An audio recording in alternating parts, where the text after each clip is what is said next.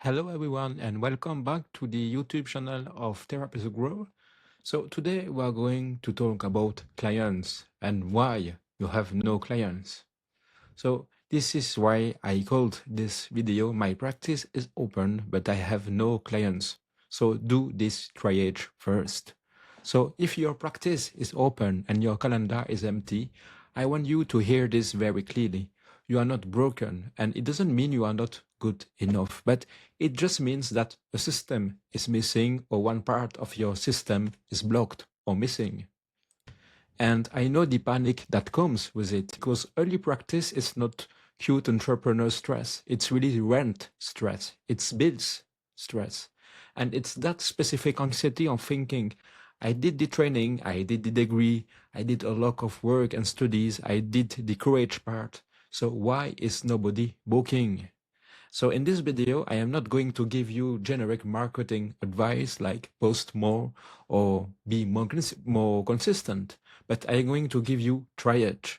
So triage means we don't guess, we don't spiral, we diagnose in the right order so you stop wasting weeks fixing the wrong things in the end. So by the end, you will know which of these is actually true for you. So either people can't find you, or people find you but don't choose you, or people want you but your process blocks them, or your offer is unclear, or your nervous system is quietly sabotaging follow-through. So let's go to the next part of this video. So let's explore the core principle. So client flow is not motivation, it's plumbing.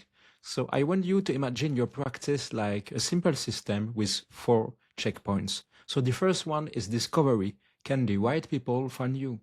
Checkpoint 2 is match. So when they land on your page, on your website, on your landing page, do they immediately feel this is for me? Checkpoint 3, trust. So do they feel safe enough to take the next step? And finally, the last checkpoint, the fourth one, conversion. Is the next step obvious, easy, and safe for them, not awkward? So if you have 0 clients, the mistake is trying to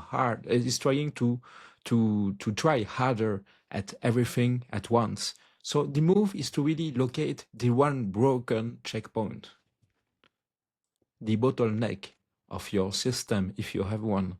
So here is the rule for today. We only change what the diagnosis proves. So the first step is to run the findability test. So can people actually find you in the real world? So the first questions, why are clients supposed to find you right now? So most therapists have an accidental strategy. They are on one directory, maybe Psychology Today, maybe an equivalent in your country. They have a website, maybe.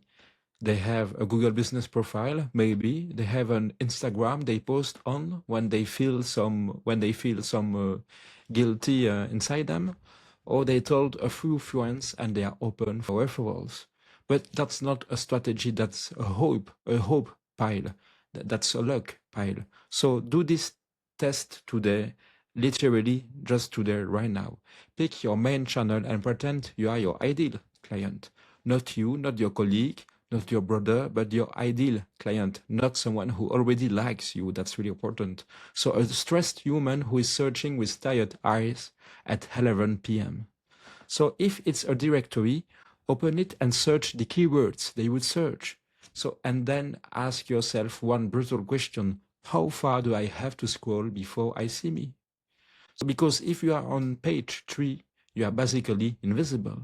So if it's Google, open an incognito window and search therapist plus Paris plus anxiety, your problem area. So not your name, not your practice name, the actual problem you are living through.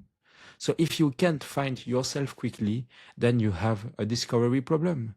And a discovery problem is not solved by rewriting a whole life story on your website. It's really solved by improving one of 2 things. So either your visibility in that channel or your channel voice, the language that you are using on your channel.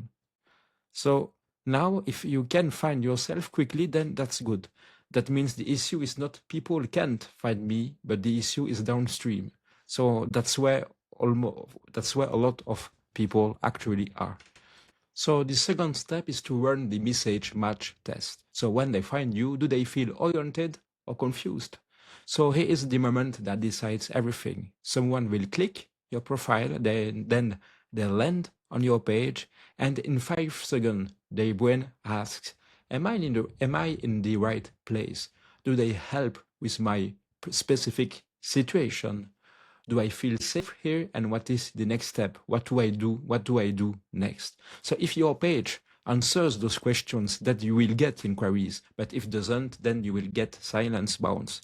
So open your page and look at the first screen, the top of your profile, the first paragraph, and if it begins with, hi, I am Dr. or I am Miss X, I have 12 certifications and 17 trainings, then that is not reassurance, that is just noise. So credentials alone won't create clarity, because clarity creates trust.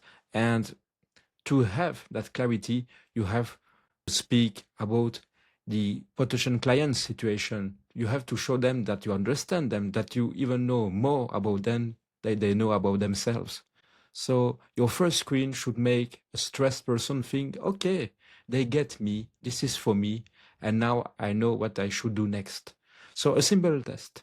Take your first paragraph and remove your name. If it could belong to any therapist in your city, then it's too generic, it's too vague. Because generic feels unsafe. And generic feels also like, I just feel like I am wasting my time, because that's just another one who doesn't understand me like there are many others. Then step 3, run the friction test. So do you accidentally make it hard to book you? So that is really a huge one, and therapists underestimate it. So sometimes people do want to book with you, but your process creates friction. So here are some common friction points. For example, they don't know how to contact you. They don't know what happens after they click contact. They don't know if you have availability. They don't know if the free range and they feel awkward asking. They don't know if you do online or in person. They don't know if you work with their problem specifically, and they don't know if you're accepting new clients. And when people feel awkward, well, they will disappear. Not because they are rude, but because booking therapy is emotionally expensive already. So do this instead. Ask one friend, ideally someone who is not a therapist, to try to book with you, and tell them, pretend you are stressed and impatient. Try to contact me, and watch why they hesitate. If they ask you even one question that your page should have answered, then you have found you're fixed. Because the goal is not to convince people, but the goal is to remove uncertainty and friction, so that people know if they are in the right place or not. Then step 4, run the offer shape test. So is what you do easy to say yes to? So this is the one people don't like to hear, but it's also often the truth. So if your description says something like, I'll help with anxiety, depression, trauma, relationships, stress, burnout, etc., that doesn't feel like help. That's really too generic. That's really a message that is too generic. So that feels like a menu with no guidance. And there are many and many similar menus like that around the city or the village where you are working. So you can still be broad clinically, but your public message needs a shape. You need orientation. So a shape sounds like, I help high functioning adults with anxiety that looks calm on the outside, but loud on the inside. Or I help people who feel stuck in overthinking and can't switch off. Or I help couples who argue the same loop and want to rebuild safety.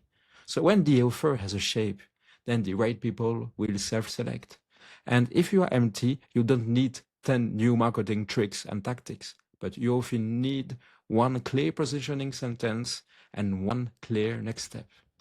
You have to remember that you have to reduce friction as much as possible. So what is important to remember that you don't have and you don't need to design many steps. You don't need to use some marketing tricks that are efficient in 2026, etc. You just need a few steps, three, four, just simple that bring clarity to your potential client by using language where the people will recognize with themselves when they will read what you are saying on your website. They will feel like, oh yeah, this person really feels me, this person understands me, this person's really brings what I was looking for, and I know what I should do next because you provide a clear and simple next step. So let's talk about the reset, one channel, one pathway, one weekly change. So to make this practical so you don't close YouTube and spiral, here is your reset for next 4 weeks. So pick one primary channel where clients can find you, directory, Google, referrals, just one. And then you will build one clean pathway. Find you, understand you, trust you, and then contact you. And then you will improve one thing per week, only one. That's really important. So week 1, you will fix, for example, findability or channel choice. Week 2, you will fix message match on the first screen. Week 3, you will remove booking friction. And week 4, you will tighten offer shape. So this is how you build client flow without burning out, not by pushing harder, but by making the system simpler and cleaner in a consistent way. So if you are in that doors open, no clients moment, then I want you to remember this. It's not a personal failure. It's always one stuck checkpoint, one bottleneck. So if you want help doing this with this structure, so if you want help doing this with structure, then you can join the Therapist Cafe. It's a free community group on the school platform. So this is a place where I will share therapist safe marketing systems, and you can post your page for a gentle, practical audit without shame. And you will be also able to meet other therapists like you. So I hope that you liked this video. It's really an interesting topic, and it's really something where I focus a lot of attention, and it's why in the Therapist Grow program, I am talking a lot about that topic because it's really the fundamentals to build a thriving practice in the long run. So I wish you a good day or a good night, and we will see each other for the next one. Goodbye.